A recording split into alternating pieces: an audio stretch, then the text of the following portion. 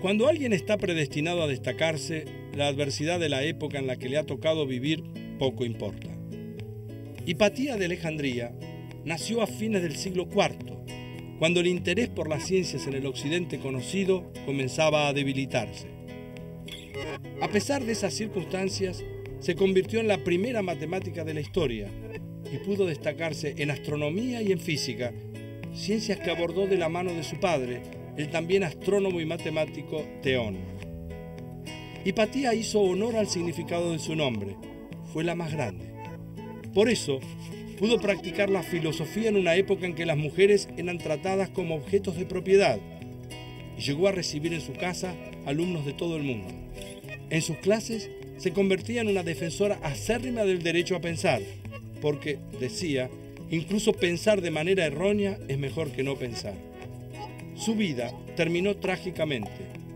Como ícono del razonamiento griego, fue linchada por una turba que respondía al obispo Cirilo, cuando el oscurantismo del mundo medieval cada vez cobraba más fuerza. Durante los 1000 años siguientes a su muerte, no hubo adelantos significativos ni en matemáticas, astronomía ni física en ninguna parte del mundo occidental. Por eso, Hipatía simboliza en cierta medida el fin de la ciencia antigua.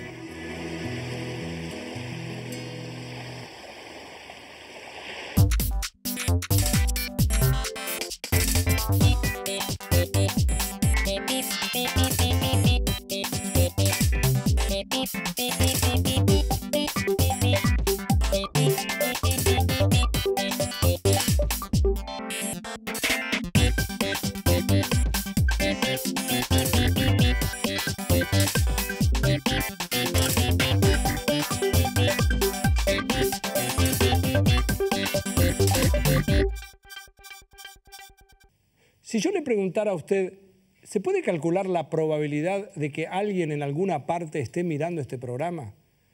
¿Usted qué diría? ¿Se podrá estimar eso? Por supuesto, va a depender de muchos factores, de la calidad del programa, del horario en el que se emita. Es decir, hay una cantidad de variables que obviamente son o parecen ser incontrolables. Pero en definitiva voy a poner un ejemplo. Si usted estuviera en una ciudad en donde su servidor de cable estuviera proveyendo 80 opciones, o sea, usted puede elegir entre 80 canales, sería diferente que usted estuviera viviendo en una ciudad donde su servidor ofrece nada más que 30 o 20. Obviamente, si hay menos oferta, hay más posibilidades de que usted esté mirando este programa. Pero en definitiva, la alternativa que uno propone es la siguiente. ¿Esa probabilidad se puede estimar? Y si se puede estimar, ¿cómo se hace? Para ver si se pueden medir las posibilidades, vamos a valernos de unos dados y partir de algunas preguntas. ¿Qué pasa si uno tira 2 dados juntos? El resultado que uno puede esperar va a estar entre 2 y 12. No puede dar otra cosa. ¿Pero qué es más probable? ¿Que salga 2 o que salga 7? Vamos a ver. El número 2 solamente se puede formar si en ambos dados sale un número 1. En cambio, el 7 se forma con un 1 más un 6, un 2 más un 5, 3 más 4, 4 más 3, 5 más 2 y 6 más 1. De la misma forma, el número 12 se forma solamente si los dos dados caen en el 6. De esta forma, el número 2 y el número 12 tienen la misma probabilidad de salir, que es baja. Si uno tira 2 dados unas 100 veces y anotamos en cuántas ocasiones sumaron 2, cuántas sumaron 3, y así con todas las sumas posibles para un par de dados, lo más probable es que el número 7 sea el que más aparece. Después va a estar seguido por el 6 y por el 8. El dibujo que aparece se asemeja a una campana, y esa campana es lo que se conoce con el nombre de campana de Gauss. Miren, el dibujo de la campana de Gauss es muy conocido. En realidad hay muchísimos libros de estadísticas en donde aparece casi como una constante. Ahora, la pregunta es, uno sabe que la campana aparece cuando uno tira los dados. Aparece también en algunos fenómenos naturales, sobre todo cuando está involucrado el azar. Ahora, en forma escondida, es como si hubiera dados distintos. Fíjense. Hagamos ahora el mismo experimento, pero con personas. Si uno midiera la altura de todas las mujeres que integran una comunidad cualquiera del país, va a tener, casi seguramente, que la mayoría anda alrededor del 1,60 m. Estas son las que aparecen en el centro de la campana. Después, hay un porcentaje menor que el anterior, pero aún importante, de mujeres que están entre 1,50 m y 1,70 m, y que son las que ocupan los costados de la campana. Y habrá muy pocas entre 1,40 m y de 1,80 m, que son las que se sitúan en los extremos. Las diferentes circunstancias que pueden modificar la altura, el peso o la presión de una persona funcionan como los dados. Le quiero proponer un experimento. Para el experimento hace falta una moneda, lápiz, papel y un poco de paciencia. Pero va a ver que es un experimento sencillo y va a aparecer en algún lugar la campana de Gauss.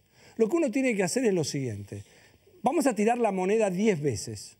Usted va a tirar la moneda 10 veces. Y anote de esas 10 veces cuántas veces salió cara. Si usted la puede tirar 10 veces y dice, bueno, salió 5 veces cara. Entonces anota, en esta tirada, 5 veces cara. Después la tira otra vez 10 veces y cuenta cuántas caras salieron. En función de eso vuelve a anotar. Ahora supongamos que salieron 4 caras. Entonces la primera vez salieron 5, la segunda vez salió 4. Después vuelve a tirar la moneda 10 veces y vuelve a anotar el número de caras. Y así sucesivamente sigue tirando la moneda repetidamente en tiras de 10. Cada 10 usted anota las caras, cada 10 usted anota la cara. Y así sucesivamente va a tener una lista de números. Supongamos que usted la hubiera tirado 50 veces. En 10 tiras, 50 veces de 10 tiras. Entonces usted tiene 50 números. ¿Qué es lo que tiene que hacer con esos 50 números? Usted pone en el eje de las X, o sea, en el eje horizontal, pone los números del 0 al 10. Y en el eje vertical, en el eje de las Y, ponen los números del 0 al 50 porque la tiró 50 veces de 10 tiras. Entonces hace lo siguiente con esos 50 números y se fija. Los mira acá y dice, a ver, me voy a ver cuántas veces salieron 5 veces cara. Cuento a ver cuántas veces tengo el número 5 en esa tira de 50. Y supongamos que me da 14. Entonces anoto un puntito arriba del número 5, anoto en el 14. Después me fijo cuántas veces salieron 4 caras, para lo cual me tengo que fijar en la tira de 50 números que tengo, cuántos números 4 hay. Y ahora, encima del número 4, anoto entonces, supongamos que hay 17 veces. De esa forma, a uno le va a aparecer una cantidad de puntitos arriba de cada uno de los números, del 0 al 10. Una vez que uno hizo eso, inmediatamente va a descubrir que aparece la forma de una campana. Momentito, ¿la campana perfecta? No, no va a ser la campana perfecta. La campana se va a ir perfeccionando en la medida que usted, en lugar de tirar 50 veces 10 tiras, usted tire 1000 veces. Entonces la campana se va a ir aproximando cada vez más a lo que uno conoce como una campana.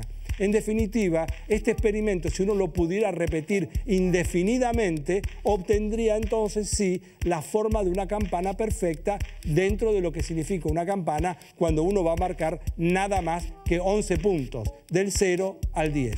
La campana de Gauss está entre nosotros muchas más veces de la que nosotros advertimos.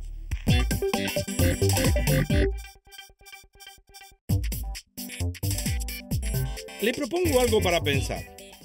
Supongamos que tiene 6 cartas de póker. Todas tienen un color diferente en el lomo y sabemos que 2 de esas cartas son reyes. Usted las numera del 1 al 6 y las pone boca abajo y elige 2 de ellas. ¿Qué le parece? ¿Es más probable que haya un rey en ese par o que no haya ningún rey?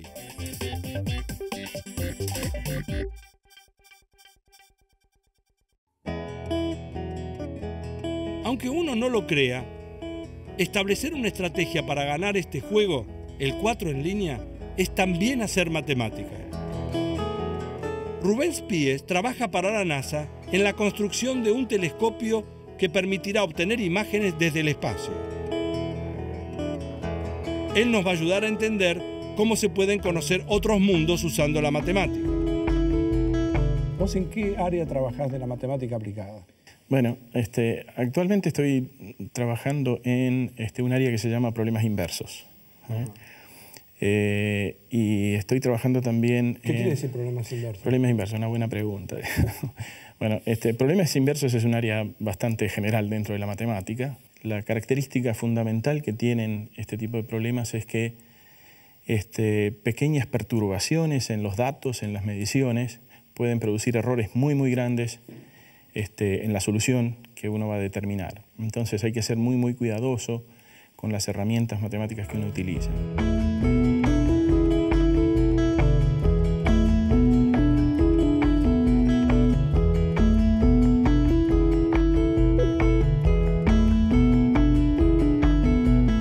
¿Cuál es tu relación con lo que se hace en Estados Unidos con la NASA? Vos te doctoraste allá, en Virginia, en el Politécnico de Virginia, trabajaste también en Minnesota. Digamos, ¿estás trabajando con ellos actualmente? ¿Tenés relación con la NASA? Sí, bueno, no, lo que yo, desde el año 2004, entre el 2004 y el 2007, sí, estuvimos trabajando con un grupo de matemáticos. En realidad el líder es un ingeniero aeroespacial del Virginia Tech, de la universidad que está en Blacksburg, en un problema que tiene que ver esencialmente con modelado y algo de control de las antenas que van a formar parte del próximo telescopio, el que va a reemplazar al Hubble, el James Webb. ¿Cuánto más grande es el nuevo con respecto al Hubble? Alrededor de 1000 veces más poderoso que el Hubble. 1000 veces más poderoso. Sí. ¿Cuándo se piensa que va a estar en órbita? La iniciativa Gossamer, que se llamaba, empieza en el año 2000. Y cuando se lanza esta iniciativa, la idea era que el telescopio esté puesto en órbita para el año 2010. Ajá. Se pospuso para el año 2012 y recientemente fue pospuesto de nuevo y se espera que sea puesto en órbita en el año 2013. El tema es precisamente los materiales, ¿no? En este momento poner en órbita 1 libra de material en promedio cuesta... 1 libra es medio kilo. Es medio kilo más o menos. Sí. Cuesta entre $5.000 y $10.000. Ajá. ¿Y esto cuánto va a tener? Y hay que pensar que de hacer este telescopio con los materiales tradicionales que se están utilizando ahora, como aluminio, ese tipo de cosas, estamos pensando en más o menos, para tener una idea, el equivalente al material que uno necesita para construir un edificio de 13 pisos. Ajá. Entonces, lo cual es imposible. Imposible. Lo cual es imposible.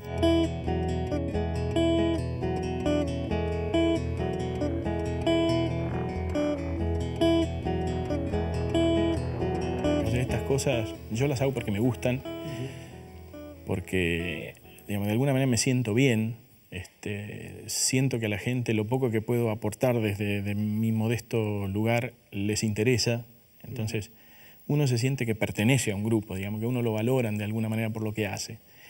Y bueno, hemos obtenido algunos resultados precisamente trabajando con la simulación de estos modelos, que a los ingenieros que están trabajando en NASA Langley les ha interesado muchísimo, ¿no? Por supuesto, el aporte mío ha sido muy, muy modesto, digamos, ¿no? Pero es un aporte. O sea, quiero terminar de jugarte a esto. ¿A quién le toca? ¿A mí? Y contemos.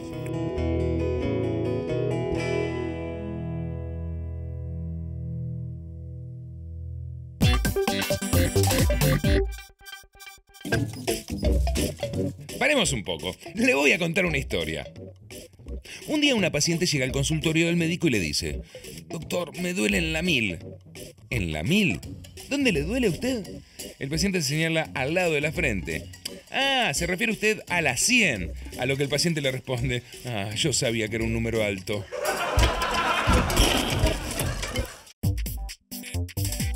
¿Ya lo pensó? Le quiero dar un rato más y además agregar una pista.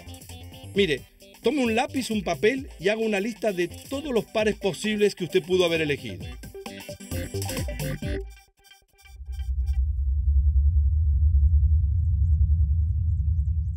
Una de las cosas interesantes que tiene la matemática es que cuando a uno le enseñan las tablas de multiplicar, no le dicen, mire, tenga cuidado, que no es lo mismo multiplicar que dividir.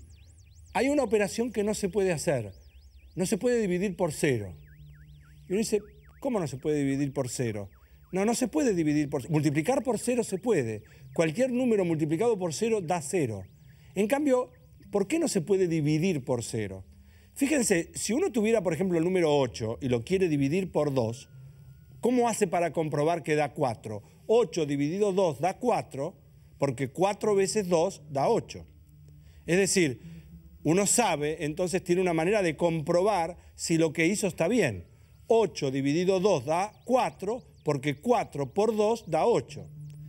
Ahora, si yo quisiera dividir 8 dividido 0, ¿qué número tendría que poner acá? Y uno dice, bueno, no sé, ponga 8. Y no puedo poner 8 porque 8 al multiplicarlo por 0 tendría que dar 8 y 8 por 0 no da 8. Bueno, ponga 0 y tampoco, porque si pongo 0 acá, 0 por 0 tampoco va a dar 8. 0 por 0 da 0.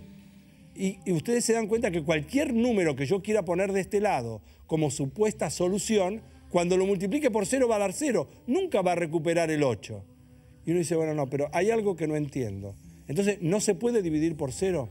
Y quiero mostrar con un ejemplo, que eventualmente podría ser de la vida cotidiana, por qué no se puede dividir por 0. Supongamos que ustedes tienen 1.000 pesos en el bolsillo y entran a un negocio cualquiera a comprar algo. Ahora resulta que todo lo que se vende en ese negocio vale 1.000 pesos. Sea lo que sea, vale 1.000 pesos. Como uno tiene 1.000 pesos en el bolsillo, uno a lo sumo puede comprar un solo objeto, porque tiene 1.000 pesos y todos valen 1.000. Entonces entra y compra uno. Puede comprar uno. Ahora supongamos que en lugar de costar 1.000 pesos costaran 500. Y usted sigue teniendo 1.000 pesos en el bolsillo. Entonces, si usted tiene 1.000, puede comprar 2, porque valen 500. Si valieran 100, ¿cuántos podría comprar? Sigue teniendo 1.000 pesos. Si valen 100 pesos cada uno, puede comprar 10. Si valieran 1 peso, o sea, 1.000, ¿cuánto le permitirían comprar de 1 peso? Le permitirían comprar 1.000 objetos. Y si valieran, en lugar de 1 peso, valieran 10 centavos, usted podría comprar 10.000 objetos. O sea que cuanto más barato es el precio de cada uno, usted puede comprar más. Pero si llega un momento determinado en que yo le digo, mire, entre al negocio que todas las cosas son gratis. Y si todas las cosas son gratis, entonces esos 1.000 pesos no los puede repartir entre 0, porque usted, ¿qué podría hacer con las cosas que están en el negocio? Se las podría llevar todas, porque son gratis. O sea que no tiene sentido plantearse la pregunta de cuántos objetos uno podría comprar, porque se los puede llevar todos. O sea, en algún sentido, la división por 0 sería el equivalente de tratar de ver cuántos objetos uno puede comprar en un lugar donde las cosas son gratis. Entonces no importa cuánta plata tenga uno en el bolsillo, en principio se las podría llevar todas. Entonces, para que a uno le quede en la cabeza bien marcado y para poder pensar después, no se puede dividir por 0. Si alguien le dice cuánto es tal cosa dividido por 0, no se puede dividir por 0. La criptografía y la informática recorren un camino de la mano de la matemática. Y para descubrir este mundo apasionante, nos acompaña un especialista, Hugo Skolnick. Hugo, decime, ¿qué es la esteganografía? Qué difícil la palabra. Esteganografía, ¿qué es? Bueno, la idea básica es ocultar un mensaje dentro de otro. Ocultar un mensaje dentro de otro. Que aparentemente es inocente. Perdón, ¿hay una diferencia con encriptarlo? ¿O es una forma de encriptar? Es una forma de encriptar y es una forma de ocultar. Son las dos cosas. Por ejemplo, durante la Segunda Guerra, lo que utilizaban mucho los alemanes era escribir un documento, hacer microfotografía, una muy chiquitita, lo reducían prácticamente a un punto. Ese punto se lo ponía como punto de una I. Ajá. En una carta común y corriente. El que sabía que había un mensaje tenía que encontrar el punto S, tener una ampliadora y luego recuperaba el mensaje. Pero realmente lo que estás diciendo era realidad, o sea, se reducía a un punto, una carta o un papel, claro, una hoja, digamos. Una hoja, exactamente. Ajá. ¿Cuáles son las versiones modernas, mucho más sofisticadas? Es más, se supone que Bin Laden lo estuvo utilizando, Al-Qaeda. Ajá. Lo que se toma es una foto. Vos tomás, por ejemplo, una foto de tu perro, digamos, ¿no? Sí. Entonces, ¿cómo generamos el color en una foto? Bueno, es un código de 24 numeritos binarios, ¿no? De dígitos binarios. Sí. Entonces, si nos ponemos de acuerdo que el segundo dígito binario de cada punto es el que vale. Sí. O sea, yo tengo 24, una lista, una tira de 24 ceros y 1. ¿Sí? Sí. Tengo una tira de 24 ceros y 1. Y vos me decís que yo siempre voy a elegir el segundo. Por ejemplo. Bueno, por ejemplo, ok. De varias tiras, nos ponemos de acuerdo vos y yo. De todas las fotos, si querés. De todas las fotos. De todas las fotos, ¿no es cierto? Entonces, si originalmente era un 1, no hiciste nada. Si era un 0, lo cambiaste por un 1, realmente el cambio en color es imperceptible para el ojo humano. Sí. Entonces vos tomás la foto, recuperás los 24 que hay para cada puntito, cada píxel que se llama de la fotografía, sacás son los unos y ceros y esa codificación te va a dar un mensaje. Y eso se usa. Se usa. Entonces, la idea es disimular un mensaje dentro de otro. Ahora, y eso tiene muchas maneras. Pero ahora alguien tiene que estar muy atento para saber, digamos, porque la forma parece inviolable. Totalmente. O sea, es que realmente no hay manera, no que el ojo humano, no hay manera de imaginar que alguien, porque podría ser en una foto, pero puede ser en cualquier cosa, en cualquier imagen, Bueno, de hecho, históricamente, Herodoto escribe que lo que hacían, le hacían un tatuaje en el cuero cabelludo de los esclavos. Luego lo cubrían con el cabello, y entonces tenías que encontrar algún esclavo como para quitarle el pelo y descubrir que el mensaje estaba... O sea, pero la idea es esa, digamos, ¿no? Fundamentalmente ocultar un mensaje dentro de otro. Eso es esteganografía. Ya seguimos así en Alterados por Pi. Teníamos 6 cartas puestas boca abajo y lo único que sabíamos es que 2 de ellas eran reyes. Queríamos saber también si uno elige 2 cualesquiera al azar, era más probable que entre las 2 hubiera un rey o que no hubiera ninguno. De las 15 parejas posibles para elegir, hay 9 que tienen al menos un rey y solo 6 que no lo tienen. O sea, es mucho más probable que entre las 2 que eligió haya un rey.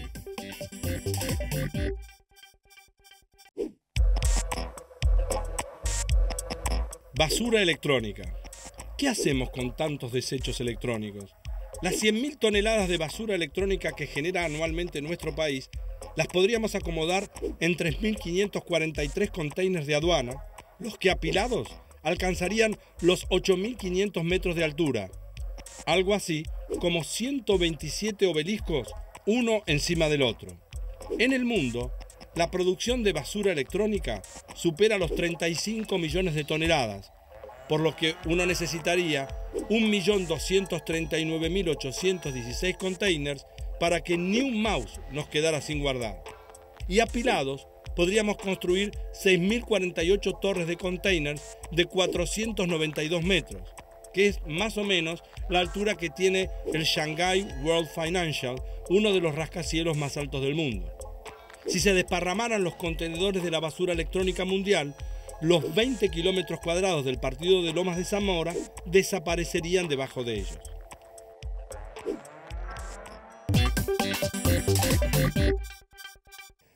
Para terminar el programa, quiero proponerles pensar lo siguiente.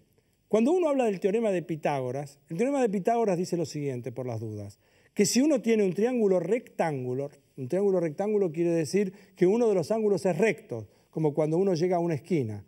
Entonces, si uno tiene un triángulo rectángulo, dice el cuadrado de la hipotenusa, o sea, el cuadrado quiere decir multiplicar la longitud por sí misma. El cuadrado de la hipotenusa es igual a la suma de los cuadrados de los catetos.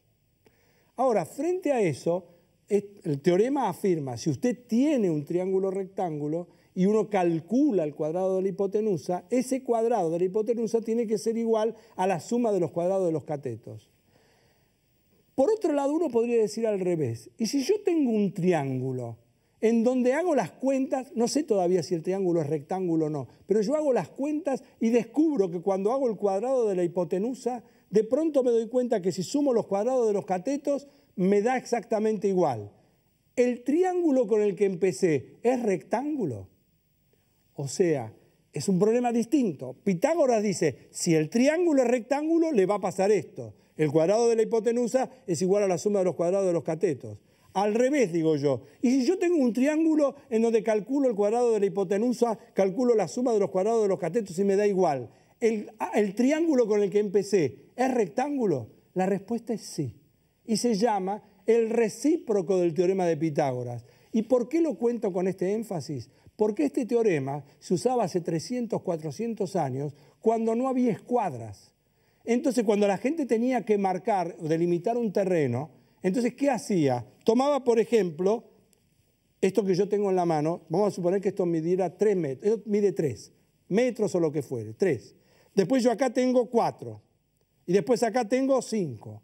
Entonces, fíjense lo siguiente, si yo ahora agarro y hago así, pongo esto que mide 3, esto lo doy vuelta acá que mide 4 y acá hago esto, justo mide 5, entonces fíjense, 5 al cuadrado, 5 por 5 da 25. 3 al cuadrado es 3 por 3, da 9. Y 4 por 4, o sea, 4 al cuadrado da 16. 9 más 16 es 25. ¿Qué es lo que dice esto? Es que si una persona eligió una soga y esto mide 3 y acá lo para, después da vuelta y pone esto que mide 4 y acá pone otro clavo y hace así y esto mide 5, lo que encontró acá con el recíproco del teorema de Pitágoras es que este ángulo que le quedó marcado acá es recto, con lo cual este triángulo es rectángulo.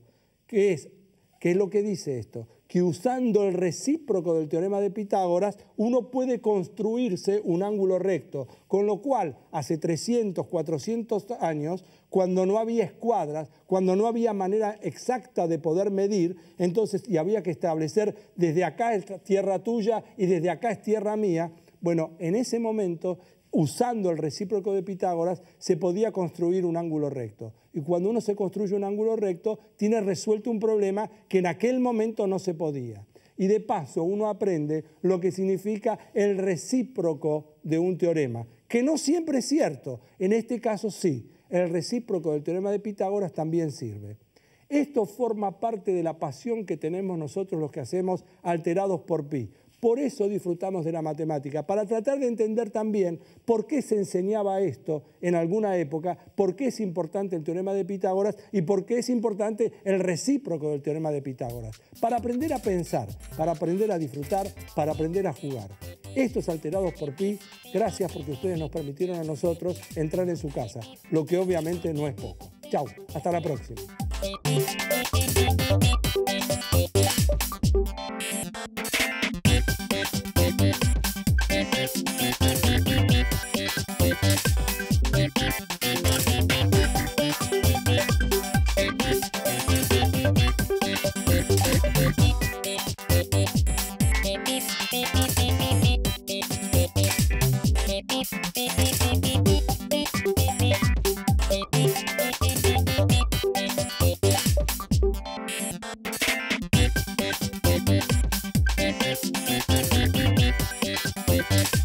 We'll be right back.